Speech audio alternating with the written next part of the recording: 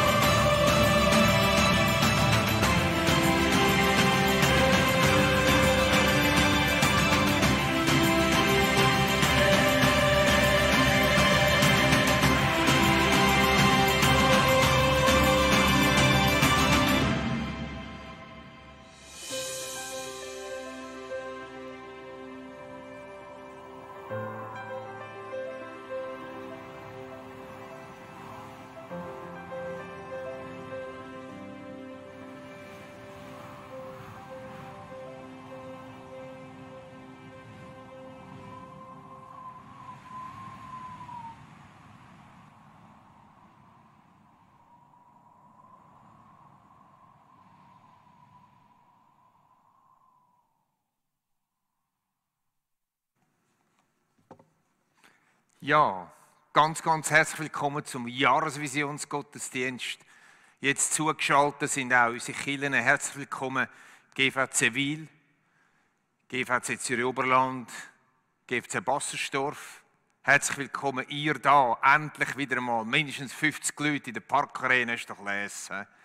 Komm, wir klatschen mal, dass das wieder möglich ist. Ja, genau so hören die auch und in den anderen Kirchen, dass sie nicht ganz allein auf dieser Bühne oben stehen. Herzlich willkommen auch die Leute von der Quellenhof-Stiftung. Und egal wo ihr seid, in den Locations draussen, mit 50er-Begrenzung oder die Heimfernsehen, in den Bergen oben, schön sind ihr dabei an diesem Jahresvisionsgottesdienst.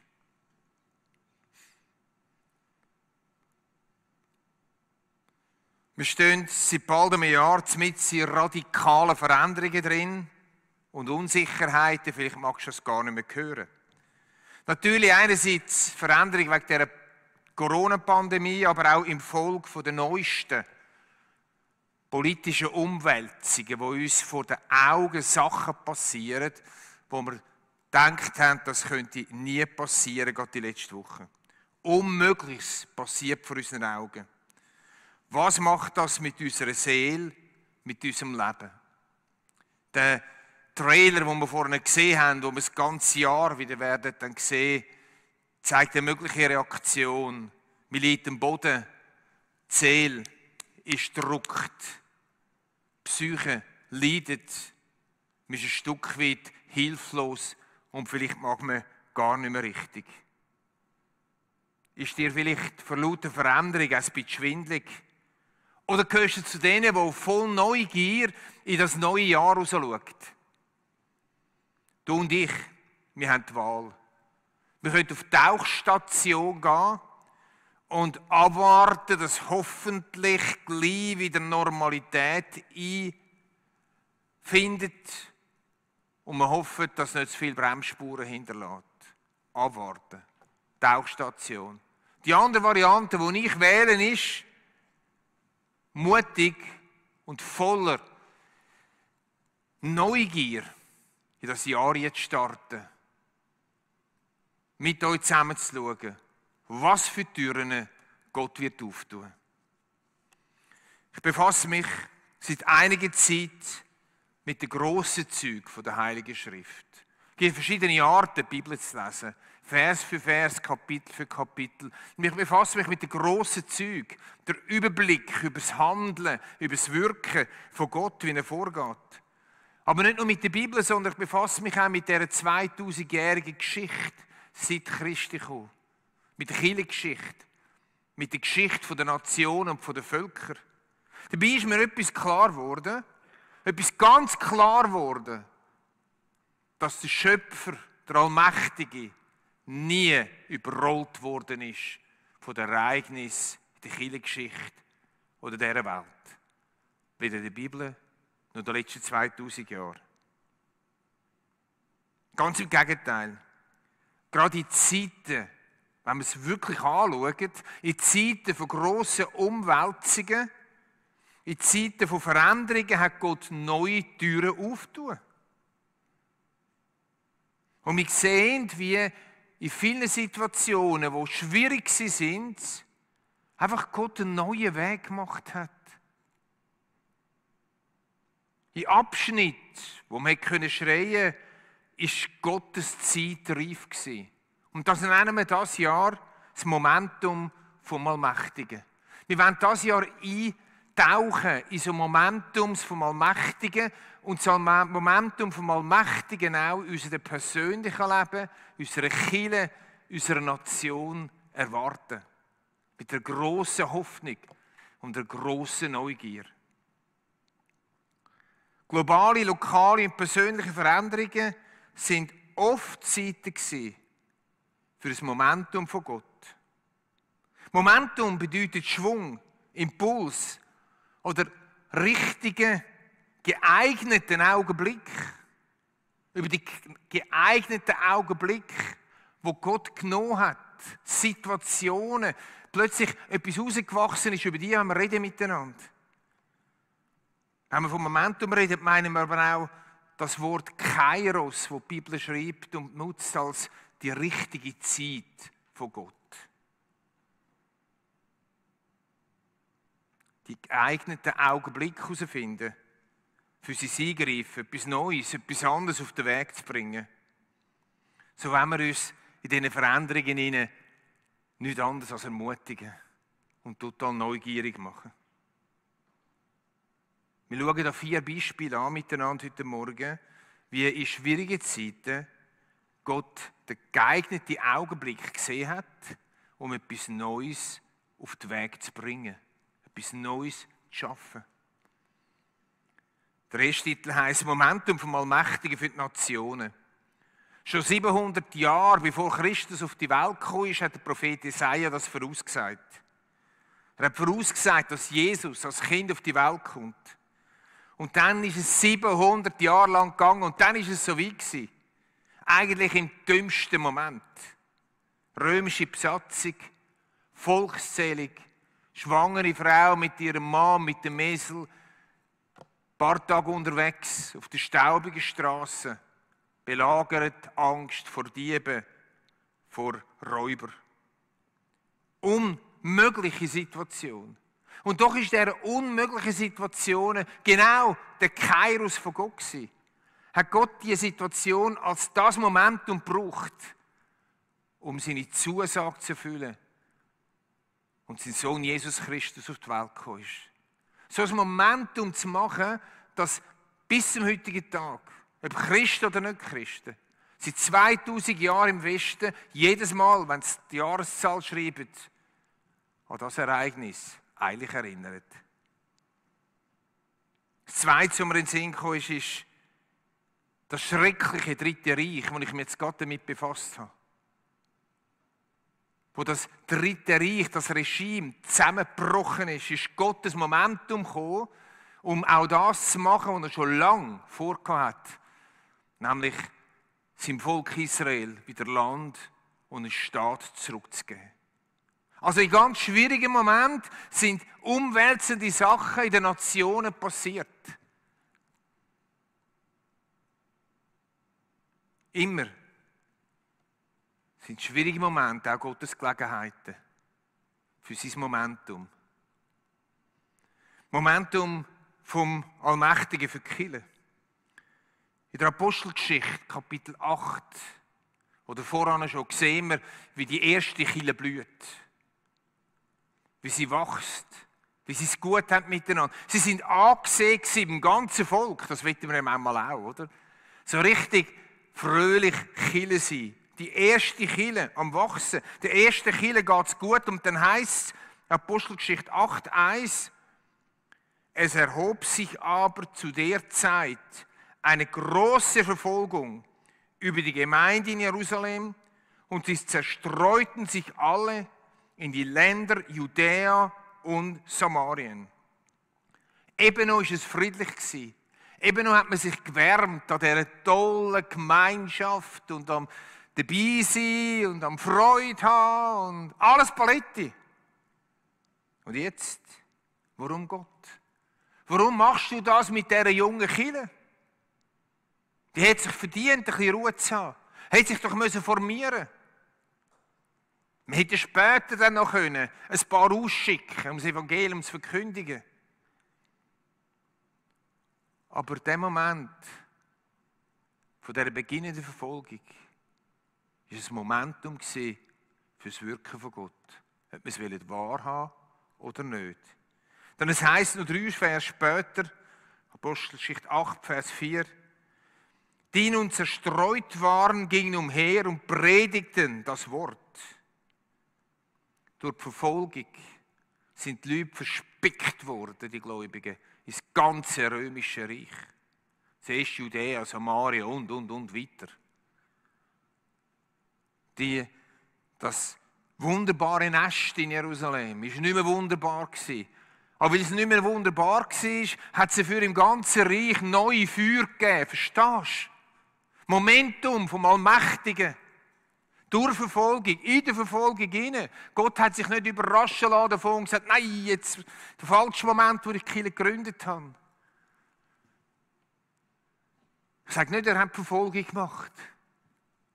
Aber in dieser Verfolgung hinein hat Gott das Momentum gemacht. Die Leute sind verspickt worden.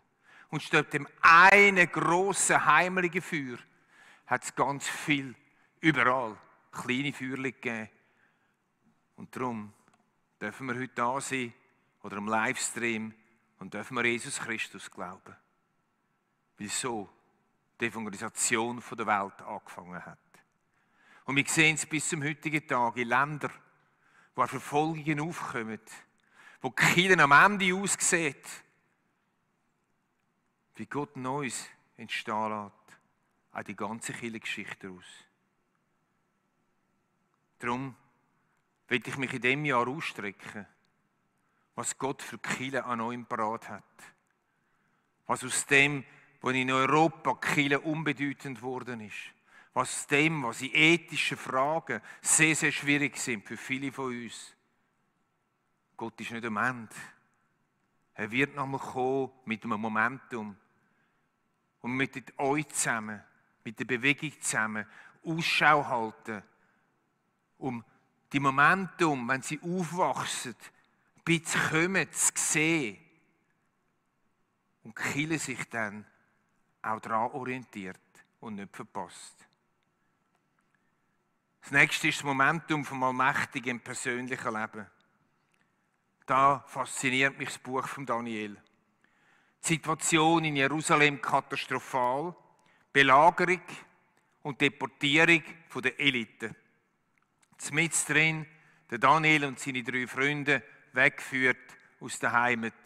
Fremdes Land, fremde Sprache, fremdes Essen, niemand mehr, keine Verwandte, nichts mehr, einfach weit, weit, weit, weit weg. In einer fremden Kultur, völlig fremden Kultur. Es hat schon, wie wenn alles am Ende wäre. Aber es ist der geeignete Augenblick von Gott gewesen, dass der Daniel und seine 3 Freunde gebraucht hat, für die fremden Könige zu ermahnen und zu ermutigen und Einfluss zu haben in die damalige grosse Welt. Das steht im Daniel 2,48. Und der König erhöhte Daniel und gab ihm viele Geschenke und machte ihn zum Fürsten über die ganze Provinz. Also Gott hat die Katastrophe dazu gebraucht, um den Daniel und seine 3 Freunde für eine riesige Nation zum Segen und zur Ermahnung zu machen. Ich erwarte, dass in meinem Leben, aber im Leben vielen von euch, wo es vielleicht so nicht toll aussieht manchmal, Gottes Momentum wird einkommen und Gott etwas Neues macht. Und ich will mit dir zusammen gespannt sein, was er in deinem Leben Neues wird machen. Vielleicht auch gerade aus den Aschen raus.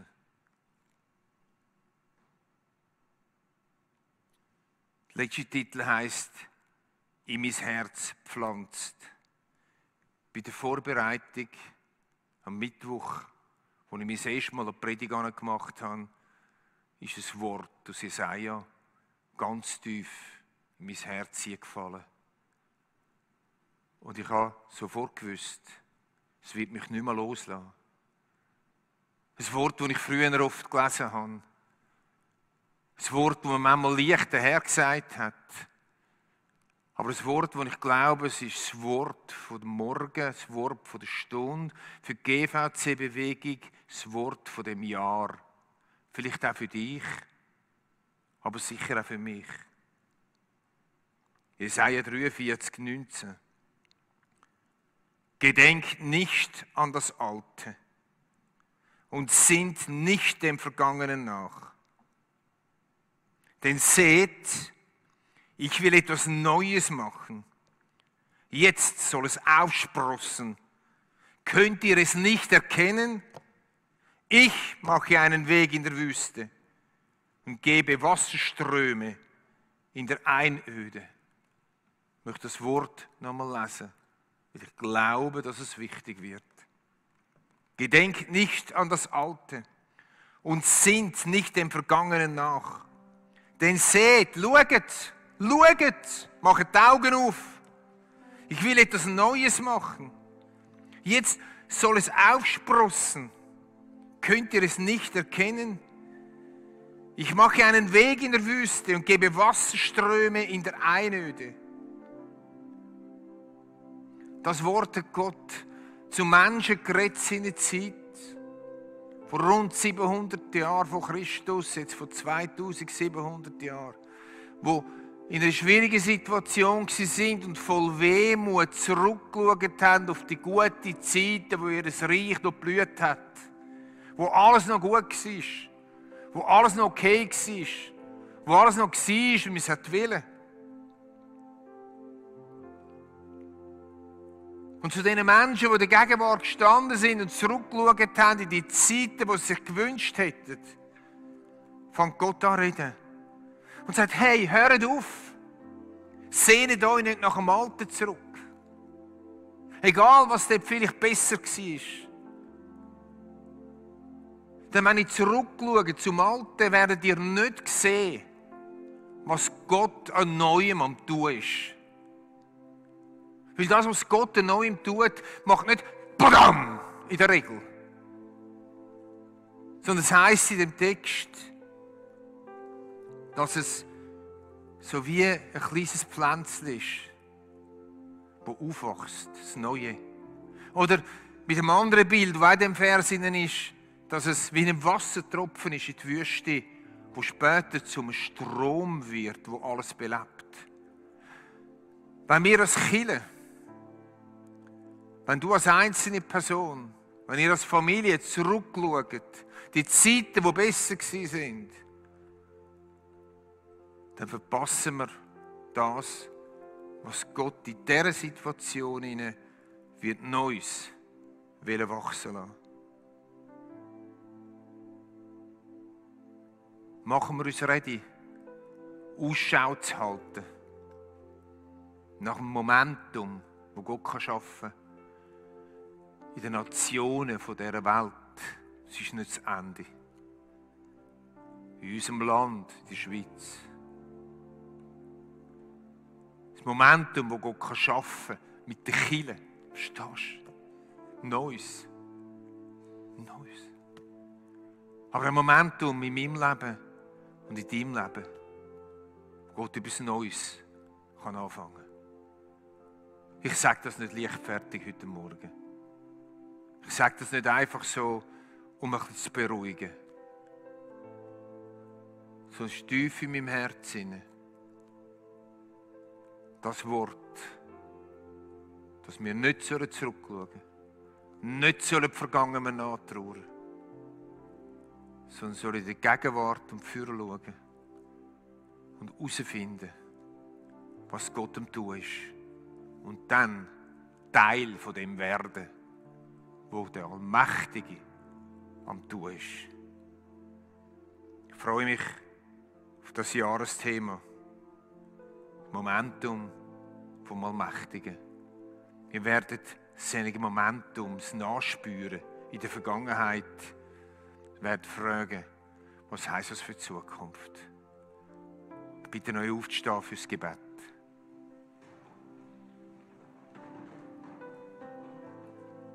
Allmächtiger Gott, du bist allmächtig.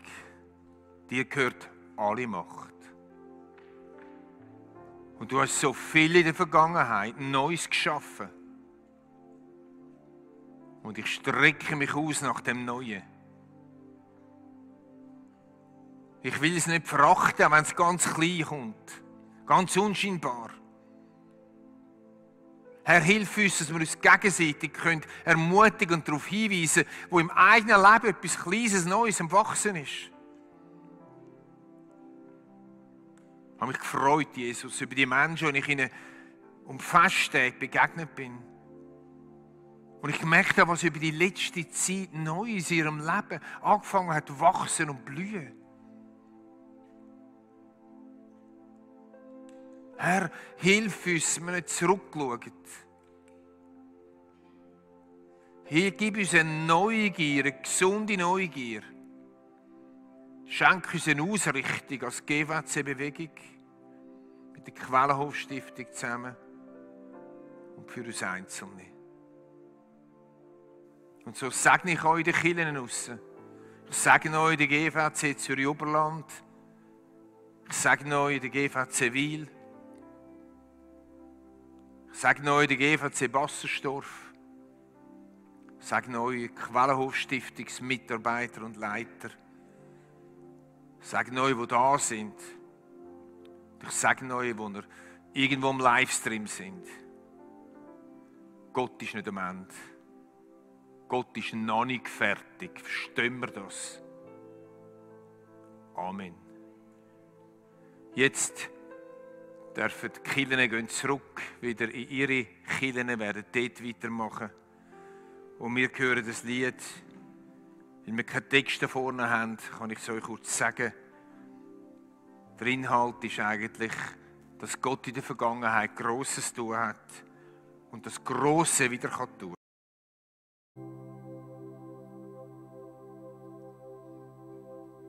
Wir gehen stattdessen in Waymaker. Er, der den Weg macht, der Weg bahnt.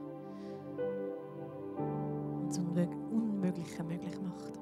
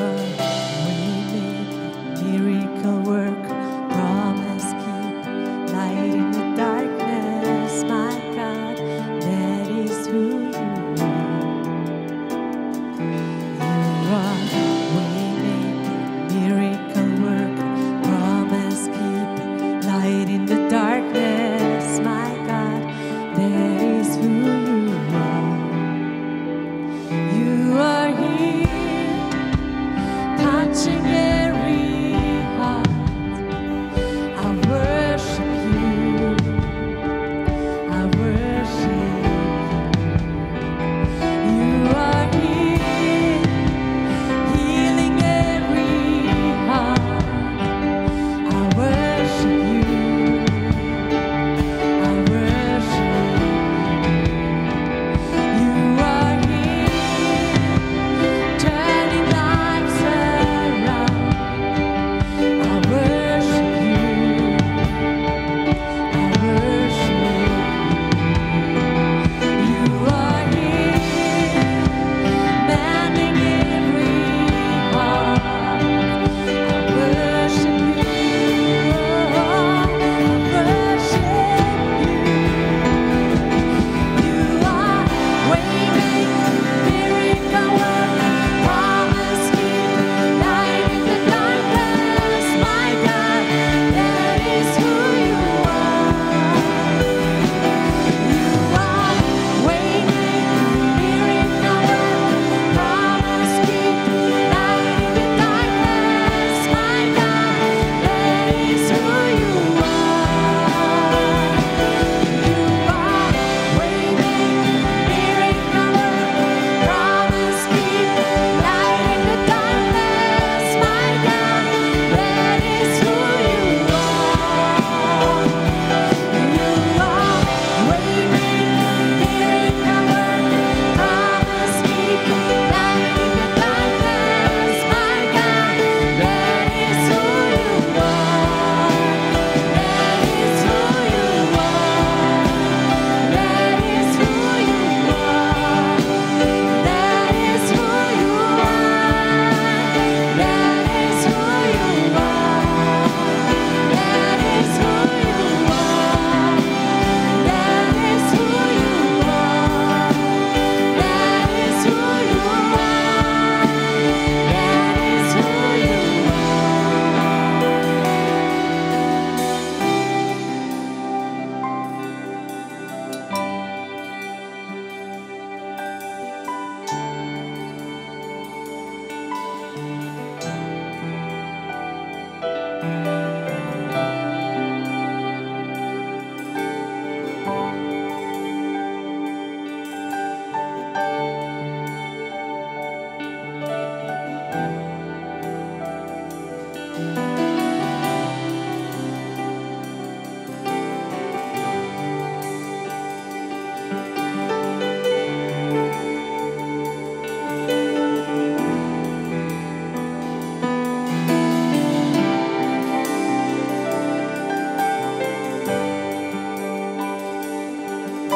Wenn wir es nicht sehen, ist er gleich am Arbeiten. Wenn wir es nicht sehen, ist er gleich am Arbeiten. Even when I don't see it, you're working. Even when I don't feel it, you're working. You never stop working. You never stop working. Even when I don't see it, you're working. Even when I don't feel it, you're working. You never stop working. You never stop working. Even when I don't see it, you're working.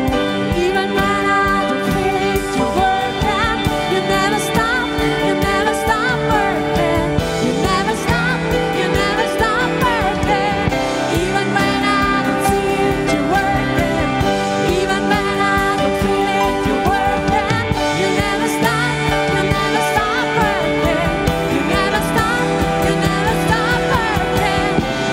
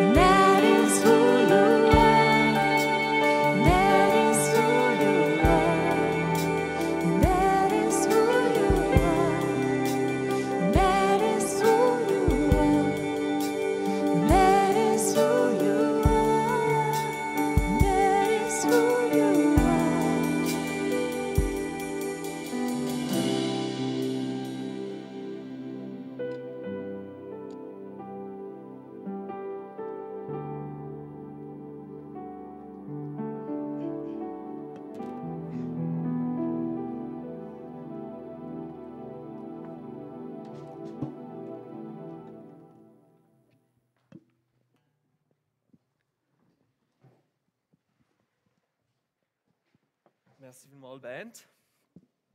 Merci, Hannes, auch wenn ihr es vielleicht jetzt nicht gehört. Hey, wir sind mega begeistert von dem neuen Jahresthema, wo wir drin hineingehen. Freuen uns schon lange drauf. Wir haben das ist jetzt doch schon ein Weile her, oder? Angefangen als Churchleiter darüber austauschen, was der Heilige Geist uns beschäftigen ist. Wir haben gemerkt, da ist so viel deckungsgleich. Johannes hat das weitergenommen, wir haben nochmal daran gearbeitet, darüber gebetet. Und das ist jetzt das, was schlussendlich daraus entstanden sind und wo wir das Gefühl haben, das ist der richtige Jahresschwerpunkt, das ist das richtige Thema, das uns im nächsten Jahr wird beschäftigen. Und mich begeistert es. Und auch gerade das ist mir so mal so aufgegangen in letzter Zeit. Ich bin ja im Bibelintensiv und wir haben jetzt gerade die Apostelgeschichte durchgelesen. Und das ist so eindrücklich zu sehen, wie Gott immer wieder in dem Moment, wo du das Gefühl hast, jetzt hat es der Teufel eigentlich geschafft. Oder jetzt Stephanus wird als Märtyrer umgebracht. Die Judenverfolgung, also die Christenverfolgung fängt an in Jerusalem. Und was passiert? Gott kehrt es um und nutzt es zu seinem Momentum. Macht einen Gottesmoment daraus, wo das Reich Gottes sich verbreitet. Und es ist so gewaltig, um das zu sehen. Und wir möchten uns in diesem Jahr auch so ein bisschen anschauen, was bedeutet das für uns, für dich, für deinen Glauben, aber auch für uns als Kirche und uns darauf einlassen, auf das, auf die Gottesmomente und sie suchen und Ausschau halten und einfach bereit sein für das. Und auch gerade um das zu sehen, das ist etwas, was mich mit so viel Hoffnung und Zuversicht erfüllt für das Jahr, für das, was kommt. Und bin einfach erfüllt mit Glauben, dass Gott trotz all diesen Schwierigkeiten, trotz all diesen Sachen, wo wir drin sind, für uns als Kirche, aber auch für dich, ganz persönlich, so Gottes Momentum parat hat. Dass dieses Momentum daraus gestalten wird. Und wir sind wirklich hungrig nach diesen Moment und wir möchten den Hunger in uns allen wecken. Und ich weiss auch, dass viele den Hunger in sich tragen, da sagen, da muss irgendwo durch Gott nochmal durchkommen. Und dass sich das auch herbeiwünschen. Ja, und darum wollen wir euch alle auch einfach am Livestream herzlich einladen, um wirklich in diesem Jahr uns immer wieder auszustrecken und so das Gottesmomentum zu suchen, ob das im Kleinen ist, vielleicht manchmal schon fast im Ungesehenen ist, oder ob das im Grossen ist, vielleicht wie in den Gottesdiensten. Das wünschen wir uns so, weil in der Kirche, in seiner Kirche liegt so viel Momentum, weil er das Zentrum ist, wie es um ihn geht. Und etwas, was ich liebe, ist, wie man quer durch die Bibel, quer durch die Kirchengeschichte immer wieder sieht, wie Gott die Kirche als sein Werkzeug, das Nummer 1 Werkzeug braucht auf dieser Welt, um sein Reich zu bauen. Und ich glaube ganz fest, und es ist mein Gebet oder unser Gebet, dass das wirklich passieren darf, nochmal auf eine neue, frische Art und Weise im Zürich-Oberland in diesem Jahr. Und wir bauen sie miteinander, oder? Kirche baut nicht nur der Elias, die Joni und ich. Es sind so viele geniale Leute, so viele Leute, die Gold wert sind, die da mit dabei sind. Und wir wollen dich einfach neu einladen für das kommende Jahr. Vielleicht, wenn du schon jahrelang mit dabei bist, vielleicht, wenn du auch frisch mit dabei bist, dass wir da den Ort schaffen, wo Menschen Jesus begegnen dürfen. Dass wir da den Ort schaffen, wo es die Zuhause kann sein für Menschen, wo sie ankommen. Und dazu laden wir dich ein, immer wieder das Momentum neu zu suchen und uns brauchen lassen. Wir haben 3 kurze Punkte, die wir euch mitnehmen wollen, die unser Anliegen sind für das. Und dann gehen wir dann auch noch schnell in unser Jahr rein und schauen an, was uns speziell in diesem Jahr so ein bisschen erwartet. Das erste ist, Momentum ist immer auch Veränderung. Es braucht eine Offenheit gegenüber Veränderung. Oder? Momentum, das entsteht, oder Schwung entsteht dort, wo etwas in Bewegung ist. Das heisst, irgendwo, es verändert sich. Und unser Wunsch ist, dass wir uns entscheiden, wir sagen, hey, wir sind Menschen, die gegenüber Veränderung offen sind. Auch in Bezug auf vielleicht Kirchen, oder? Mega vieles hat sich schon geändert. Wir können uns nicht mehr gleich treffen. Die einen sind daheim, die anderen sind da, die anderen kommen im Moment wenig in Kontakt mit Leuten. Small Groups sind nicht mehr ganz gleich. Wir können nicht laut singen im Gottesdienst. Und ich habe so einen guten Gedanken gefunden, auch vor dem Worship von Nadine, dass machen wir uns Gedanken, wie wir mit dem umgehen. Und sind wir offen, dort irgendwo vielleicht einmal etwas zu ändern? Wie mache ich Worship daheim, wo ich vielleicht nicht aufstehe und was vielleicht irgendwie komisch ist, aufstehen und voll laut mitsingen. Aber wie schaffe ich es, um dort dabei zu sein und vor den Thron von Gott zu kommen? Und so eine gute Idee war, wie sie uns mitgenommen hat, Nadine dort. Sind wir bereit, dass es immer wieder mal Veränderungen gibt? Und in dem Sinne ist mir aber auch noch einmal so bewusst worden, Schwung so ein Drehmoment oder eben ein Drehmomentum, könnte man sagen. Das entsteht, wenn es eben sich etwas um einen Fixpunkt herumdrüllt. Oder? Ein Rad hat einen Fixpunkt in der Mitte und um das drüllt sich. Und der Fixpunkt, der ist gegeben, der ist Jesus. Oder? Das ist der Fixpunkt, der bei uns in der Kirche, der wird sich nie ändern. Da gibt es nichts daran zu rütteln. Und um den drüllt sich, um das drüllt sich alles, was wir machen als Kirche und wo wir miteinander unterwegs sind. Und um das wünsche ich dir, dass sich auch dein Leben sich um diesen Fixpunkt herum drüllen kann. Und so das Momentum kann entstehen. Und für das etwas anderes, was uns jetzt auch gerade in unseren Ferien nochmal mega aufs Herz gekommen ist, ich glaube, wir müssen nochmal wie ein Stück weit manchmal neu lernen, wirklich aus der Beziehung zu Gott zu leben.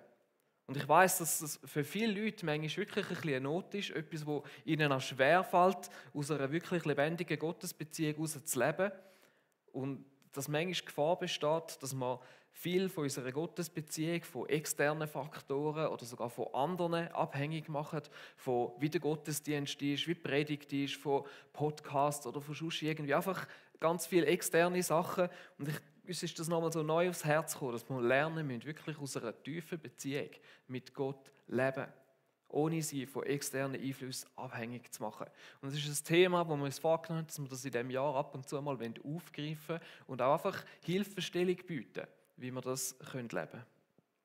Ich finde das so ein guter Punkt, so ein wichtiger Punkt, wie die persönliche Beziehung, die Abhängigkeit zu Jesus. Ich glaube, wir wissen alle, wie wichtig das ist. Wie viel Kraft das dort drin liegt, wie dort drin eben das Momentum liegt für unser Leben und auch ein Momentum, das uns hilft, um unsere Berufung, unsere Bestimmung zu laufen, als Tochter, als Sohn Gottes, in dieser Identität, aber wirklich auch für die Menschen zu sehen, Menschen, die Jesus noch nicht kennen. Und das ist so ein Momentum für unsere Sendung, wo wir uns wünschen, dass wir als Kirche uns treffen, stärken, aber auch das Gesendete laufen, um dort, wo Gott Neues tun will, wirklich einschlagen und mit ihm partnern, mit dem Heiligen Geist und nach dem Gottesmomentum in unserer Sendung dafür nach Ausschau halten. Und ich glaube, manchmal ist es so einfach, gerade in dieser Zeit, so mit Homeoffice und wo man nicht mehr viele Leute sieht, so ein bisschen zurückzulehnen, oder? Es ist manchmal auch einfach und finde ich auch etwas Schönes irgendwo durch. Aber trotzdem haben wir gesagt, hey, wir wollen wirklich diesen Schwung mitnehmen ins neue Jahr. Wir wollen mit dem Momentum einfach im Bewusstsein, wer in uns innen lebt, wirklich im Alltag laufen und mit dem Bewusstsein und auch in einer gewissen Freiheit in unserer Sendung vorwärts gehen. Und so wollen wir nach vorne schauen.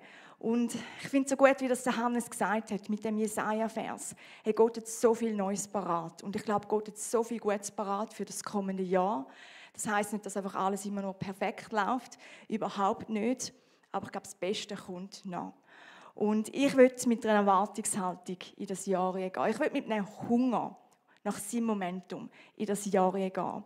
Und wir haben gefunden, wir wollen jetzt einfach so einen Moment nehmen, wo wir da dafür beten, wo wir für uns als GVC Zürich-Oberland beten. Dass wir offen sein für ihn, für seine Veränderung, für das, was er tun will, für seinen Willen in seiner Kirche, aber dass wir auch immer mehr lernen, in dieser Beziehung mit ihm zu laufen und von dort aus dürfen leben, in unserem Gesendeten sein. Dass Gott noch mehr tun darf durch sein Momentum. Und wisst ihr was? Wir machen es doch so. Geht das Zweite zusammen und segnet euch für das kommende Jahr, für das, dass Gott einfach von euer Herzen fühlen mit dem, was wir jetzt gehört haben. Wir machen das gerade so interaktiv, wo man einander einfach segnet, natürlich mit Masken und ihr daheim könnt auch einander segnen. Nehmen wir uns 3 Minuten Zeit und wir machen nachher den Segen zum Schluss.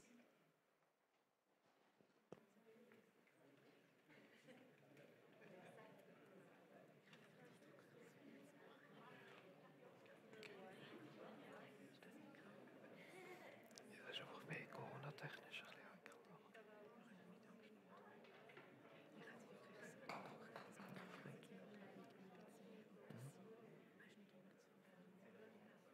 gut.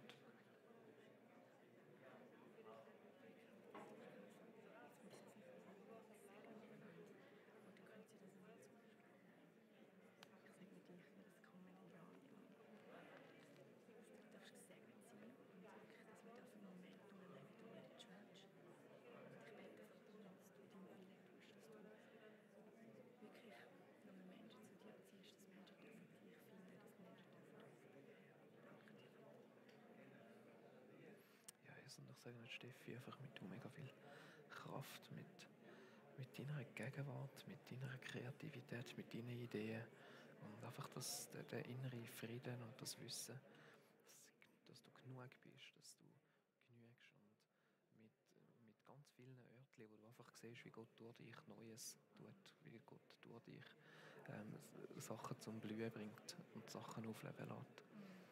Amen.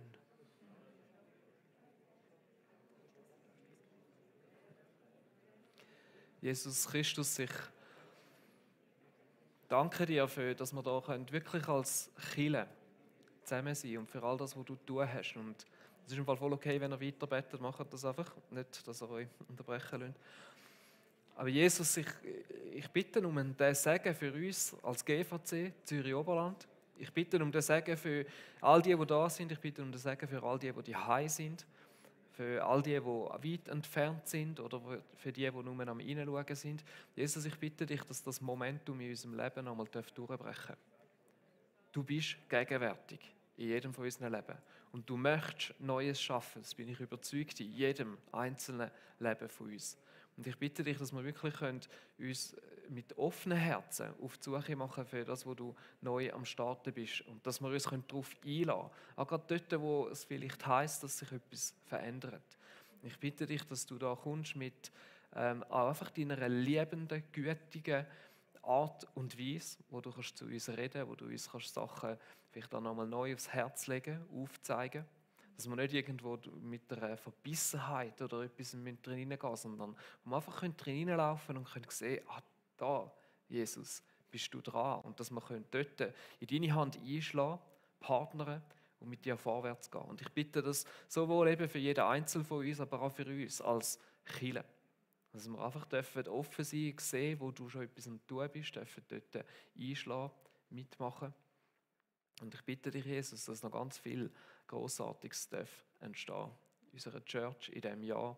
Und danke dir, Jesus, dass du nicht überrascht bist von irgendetwas und dass du alles, was irgendwo schwierig ist, zum Guten kannst nutzen für dich. Amen. Amen. Cool. Jetzt müssen wir euch noch auf ein paar Sachen mitnehmen, die uns in diesem Jahr beschäftigen werden, wo zum einen Highlights, aber auch ein paar Neuigkeiten. Und ich fange gerade an mit einer etwas grösseren Sache. Wir haben einen Bereich bei uns in der Kirche, wo wir das Gefühl haben, dass schon länger irgendwo, kann man sagen, ein Momentum da, aber gleichzeitig ein Stück weit auch eine Not, oder? Und das ist unser Kids-Bereich. Die Kids-Bereiche sind in den letzten 2-3 Jahren enorm gewachsen. Ich sage jetzt mal vor Corona-Sonntag, sind teilweise bis zu 100 Kinder in unseren Kids-Bereichen drin gewesen. Das ist enorm, oder? Für das wir eine Kirche mit ungefähr 200 Erwachsenen sind und 100 Kinder ist enorm viel. Und schon länger ist uns klar, dass wir jemanden brauchen, der so wichtige Bereiche kann leiten, kann weiterentwickeln und dass das für jemanden einfach rein mit der Kapazität von ehrenamtlich einfach nicht mehr machbar ist. Und wir haben lange überlegt, wie wir das auch mit unseren Stellenprozent, mit unseren Aufgaben, Gabenprofil und so weiter, ob das irgendwo machbar ist. Wir haben es auch ein Stück weit probiert, sind aber schlussendlich zum Schluss gekommen, dass wir auch im Hinblick darauf, dass wir immer noch am Wachsen sind, in diesem Bereich Stellenprozent brauchen. Und dass wir deshalb jemanden für bis zu 40% möchten anstellen, der die Kids-Bereiche leiten kann, weiterentwickeln kann Vision reingeben, kann mit Leiter und Inhalt und so weiter schauen. Und das ist ein Glaubensschritt, auch gerade jetzt in dieser Corona-Phase. Aber wir haben uns entschieden, dass wir diesen Schritt gehen möchten. Es ist auch nicht so, dass einfach die Finanzen schon da sind für das, aber es ist etwas, wo wir darauf vertrauen, dass Gott uns versorgt, dass es der richtige Schritt ist. Wir haben lang und viel über das diskutiert, nicht einfach erst gerade in den letzten paar Monaten, sondern schon längere Zeit. Und wir haben auch gesagt, hey, wir sehen da nicht nur bei den Kids braucht es Stellenprozent, sondern auch bei unserer Jugendarbeit ist wirklich etwas entstehen und wird es bald auch gerade für 16 und darauf ein Angebot brauchen. Und so möchten wir auch dort mittelfristig, jetzt nicht gerade auf sofort, aber auch dort Stellenprozent schaffen und jemanden anstellen. Da gibt es verschiedene Kombinationen. Es kann sein, dass jemand beides in dem Sinn macht und Begabungen für beides hat, aber es kann auch sein, dass man jemanden einfach nur für Kids anstellt und dann jemand spezifisch für den Jugendbereich. Aber wir möchten da nächstes Jahr Schritt machen. Gerade im Kids-Bereich sind wir schon voll am Suchen. Darf man auch sich melden. Genau. Damit jetzt das nicht zu lang wird, wenn ihr Fragen dazu habt, vielleicht zum Prozess oder so, kommt auf uns zu. Und wir werden sicher im Februar an der Church Night auch noch mal mehr dazu sagen.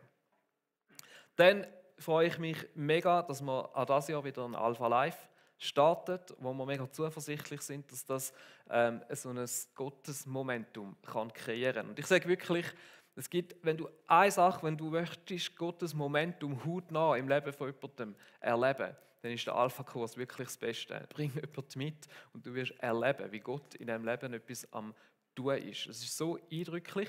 Wir starten im April mit dem Alpha-Kurs. So hat jeder in dem Sinne auch noch Zeit, um sich wirklich zu fragen, wer möchte ich einladen, wer leitet mir Gott aufs Herz. Und das ist wirklich unser Anliegen. Oder? Das ist ein Kirchenprojekt. Es ist nicht einfach, wir machen den Alpha-Kurs und dann kann man noch schauen, ob man vielleicht will, sondern es ist etwas, wo wir als ganze Kirche tragen und wo wir darauf angewiesen sind, dass alle irgendwo mithelfen. Zum einen im Gebet, zum einen aber wirklich, dass jeder von uns sich fragt oder Gott fragt, wer leistet du mir aufs Herz?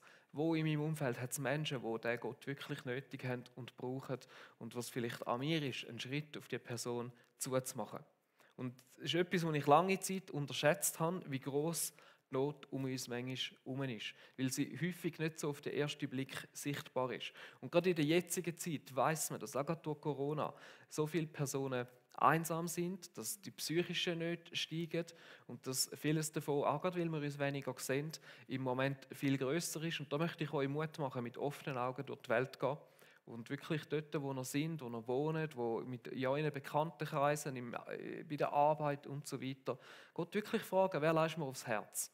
Und dann Vollgas geben und mutig sein, die Person einladen. Ihr habt Flyer auf eurem Stuhl, wir haben ganz viel mehr, die ihr mitnehmen könnt.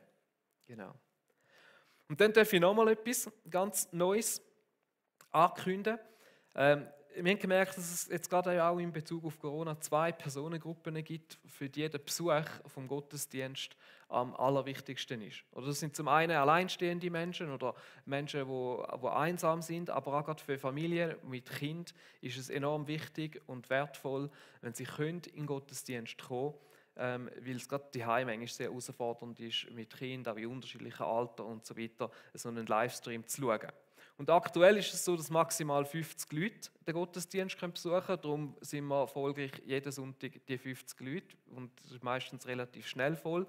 Und darum haben wir uns entschieden, dass wir, solange die aktuellen Massnahmen weiterhin gelten, anfangen, vereinzelt so 1 bis 2 Mal im Monat auch einen Abendgottesdienst zu machen.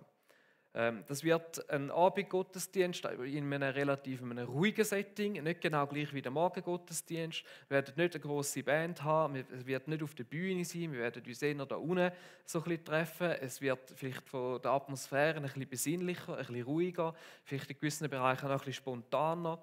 Natürlich gibt es Predigt, natürlich wird es eine Art und Weise von Worship geben. Das kann aber auch sein, dass es einfach mal ein Moment von der Stille ist. Das kann mal sein, dass es eine Gebetszeit ist, eine Versmeditation. Also das werden wir auch im normalen Gottesdienst am Morgen ab und zu reinbringen. Und wir möchten auch schauen, ob wir ein Hörensgebet an dem Abend anbieten können. Es wird nicht ein Kids-Programm geben. Das haben wir am Morgen. Eben, es wird kein Welcome-Team haben, es wird nicht groß Technik brauchen. Und wir möchten das jetzt einfach mal starten in dieser Zeit. Und wer weiß, vielleicht ist das auch so etwas Kleines, wo Gott am Starten ist, wo vielleicht mehr daraus wird. Wir werden es sehen. Also maximal 50 Personen. Der erste, so Abendgottesdienst, findet nächsten Sonntag statt. Und dann der zweite am 7. Februar. Wir starten am 5. Genau. Ja, freue mich und auf etwas anderes, was ich mich freue. Das ist nämlich ein Highlight von unserem Jahr. Das ist unsere Kids for Music Woche. Wir werden die auch dieses Jahr in der Frühlingsferie durchführen. Wir hoffen ganz, ganz fest, dass wir sie durchführen können, dass das möglich ist jetzt in dieser Corona-Situation. Aber das Kids for Music, das ist so eine Woche, das ist so eine Zeit, die einfach so ein Segen ist für die Kleinsten von unserer Kirche. Für unsere Kids, aber auch Teenager, nicht mehr ganz die Kleinsten, die sich einfach eine Woche lang austoben mit Kreativität, die dürfen Sachen ausprobieren, um das geniale Musical auf die Beine zu stellen. Sie werden auch gefördert und wir träumen davon, dass sie Jesus kennenlernen dürfen. Dass sie durch die Zeiten, wo wir miteinander, mit ihnen unterwegs sind, dürfen die Liebe spüren und darf etwas so in ihre Leben geleitet werden.